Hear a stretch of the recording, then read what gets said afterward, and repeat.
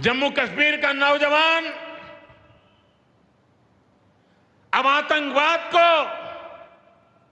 मुंह तोड़ जवाब देने का मन बना चुका है। ये वो आतंकवाद है जिसने घाटी में स्कूल जलाए, और सिर्फ स्कूल यानी इमारत नहीं जलाई थी, दो दो पीढ़ी का भविष्य जला दिया था, अस्पताल तबाह किए, जिसने कई पीढ़ियों को बर्बाद किया।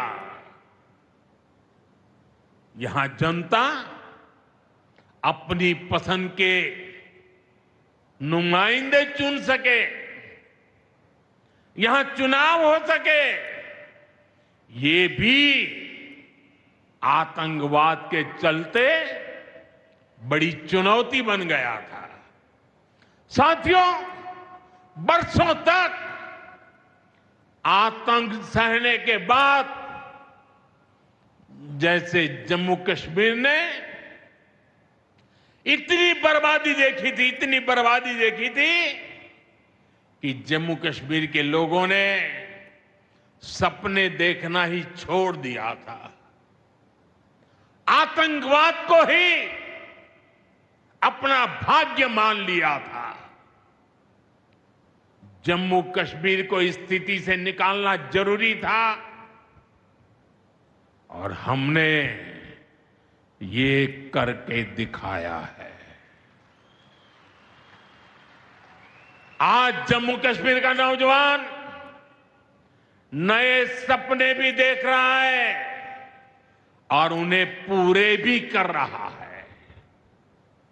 अब कश्मीर का नौजवान बाजारों को, शॉपिंग मॉल्स को, सिनेमा हॉल को गुलजार देख करके खुश है।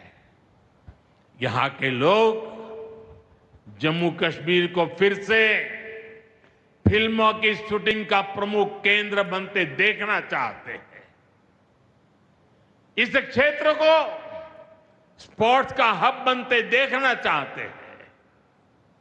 यही भाव हमने अभी माता खीर भवानी के मेले में भी देखा है।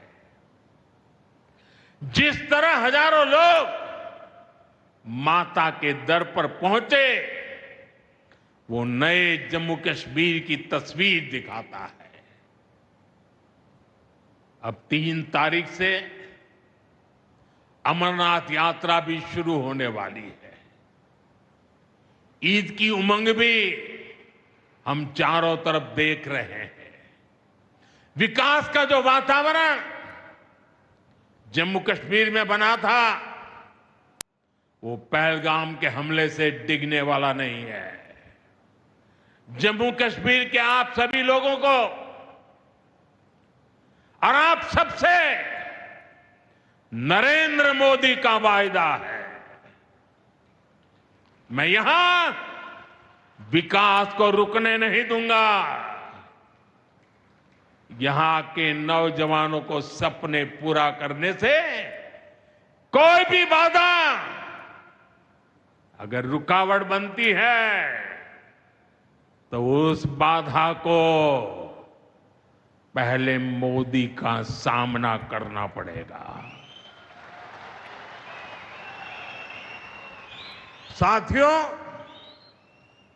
आज 6 जून है। याद कीजिए, 1 महीने पहले, ठीक 1 महीने पहले 6 मई की वो रात पाकिस्तान के आतंकियों पर कयामत बरसी थी।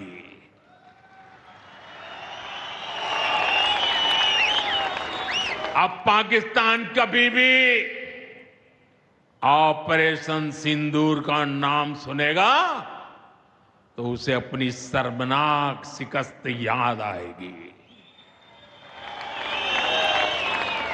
पाकिस्तानी फौज और आतंकियों ने कभी सोचा नहीं था कि भारत पाकिस्तान में सैकड़ों किलोमीटर अंदर जाकर के आतंकवादियों पर इस तरह वार करेगा।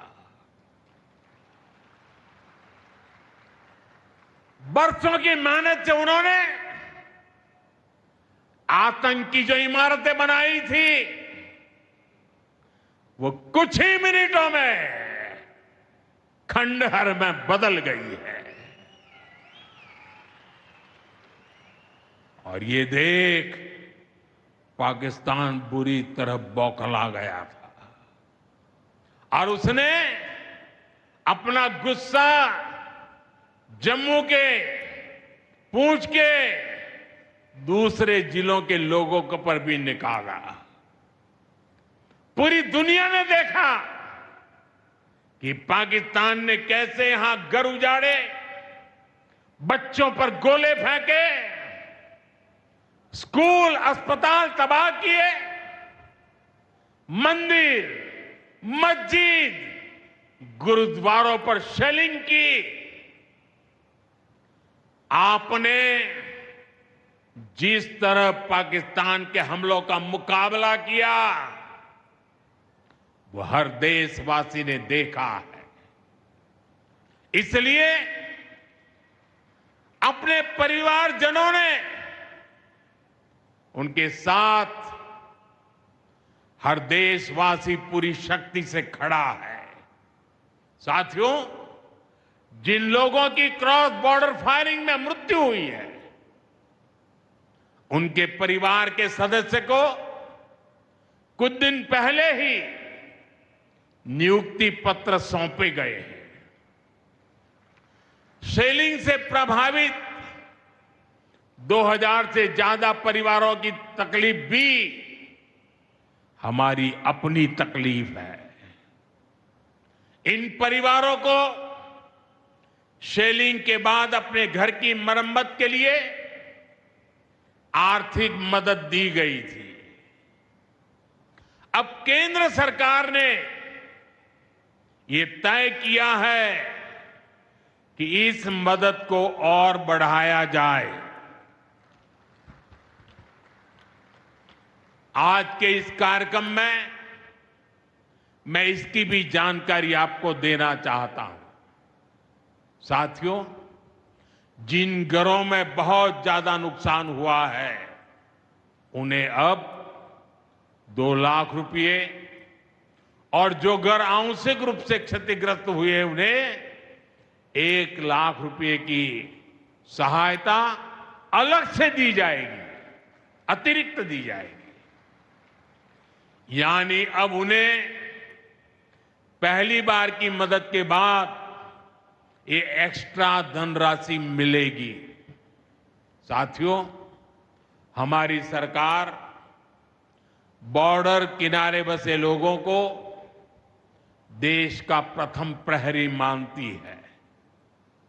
बीते दशक में सरकार ने बॉर्डर के जिलों में विकास और सुरक्षा के लिए अभूतपूर्व काम किया है। इस दौरान करीब 10,000 नए बंकर्स बनाए गए हैं। इन बंकरों ने ऑपरेशन सिंदूर के बाद बने हालात में लोगों का जीवन बचाने में बड़ी मदद की है। मुझे बताते हुए खुशी है कि जम्मू और कश्मीर डिवीजन के लिए 2 बॉर्डर बटालियन बनाई गई है। 2 वुमेन बटालियन बनाने का भी काम पूरा कर लिया गया है। साथियों, हमारा जो इंटरनेशनल बॉर्डर है उसके पास जो बहुत दुर्गम इलाके हैं वहां भी सैकड़ों करोड़ रुपया खर्च करके नया इंफ्रा बनाया जा रहा है। कठुआ से जम्मू हाईवे को 6 लेन का एक्सप्रेसवे बनाया जा रहा है। अखनूर से पुंछ हाईवे का भी चौड़ीकरण किया जा रहा है। वाइब्रेंट विलेज प्रोग्राम के तहत भी बॉर्डर के गांवों में विकास के काम को और गति दी जा रही है। जम्मू कश्मीर के 400 ऐसे गांव जहां ऑल वेदर कनेक्टिविटी नहीं थी, उन्हें 1800 किलोमीटर की नई सड़कें बिछाकर जोड़ा जा रहा है। इस पर भी सरकार 4200 करोड़ रुपए से ज्यादा खर्च करने जा रही है। साथियों, आज मैं जम्मू कश्मीर के आप लोगों से, खासकर यहां के नौजवानों से एक विशेष आग्रह भी करने आया हूं और जम्मू कश्मीर की धरती से मैं देश को भी आग्रह करना चाहता हूं। आपने देखा है कि कैसे ऑपरेशन सिंदूर ने आत्मनिर्भर भारत की ताकत दिखाई है। आज दुनिया भारत के डिफेंस इकोसिस्टम की चर्चा कर रही है और इसके पीछे एक ही कारण है, हमारी सेनाओं का मेक इन इंडिया पर भरोसा।